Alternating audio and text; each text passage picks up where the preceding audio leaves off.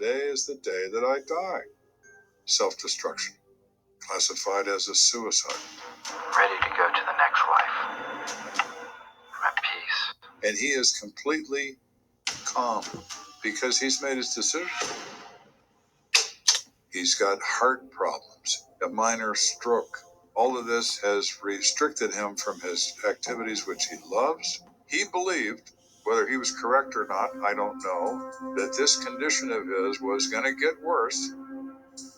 According to the recorded message, Renwick could no longer hike and climb to take photos, and his weakened health prevented him from playing the oboe.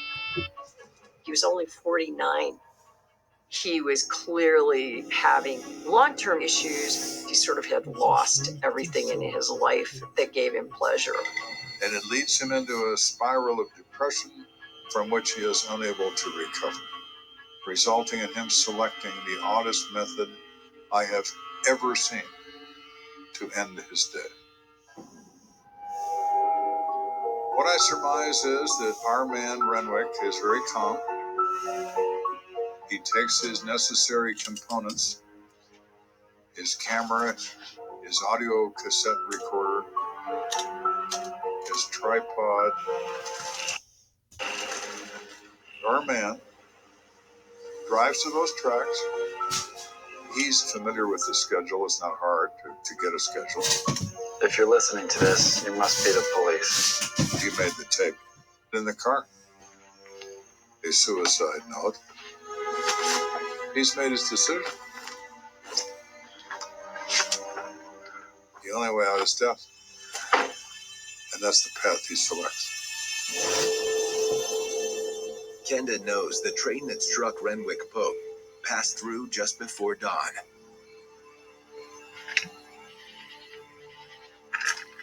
With his photographer's eye, Pope chose a perfect spot to rest his tripod.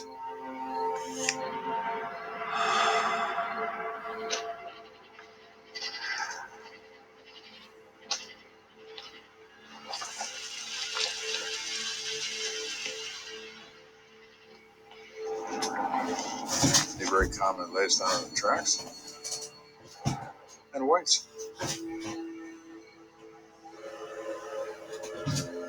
The strongest human instinct is to survive.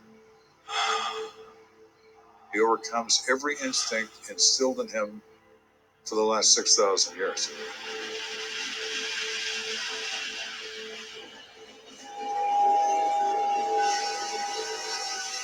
I further cannot imagine anyone any more determined than he was to die.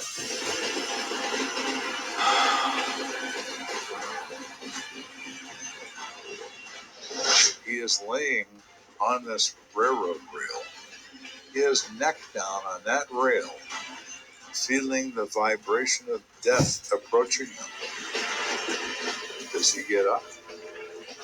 No. He lays there and waits for the moment.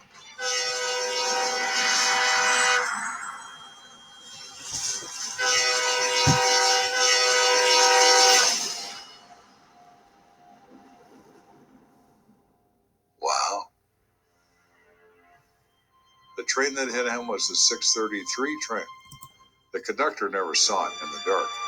A 6:42 train is the one that spots the body on the tracks and calls it in. So our theories have come down to the fact of the matter. It's a suicide of an extremely unusual nature. Only one piece of the puzzle remains. Renwick Pope's camera, left facing the tracks, held 36 photos. What might those images tell Kenda about what happened? Later that day, Kenda is finishing up the case files. Lieutenant, here's the photos you asked for. Thank you.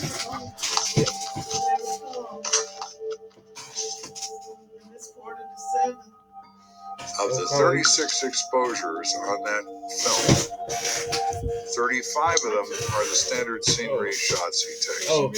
Beautiful stuff. Perfectly framed, artistically done.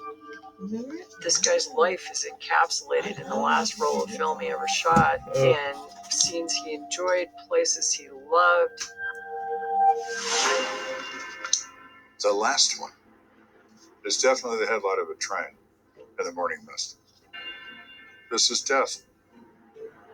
This is death. These other 35 are beauty, and this is death. The train in the morning mist approaching. It makes you sad because there are so many people that would have so dearly loved to help. Renwick Pope was a productive man. He gave old people what they needed the most at the time they needed it the most. He played beautiful music.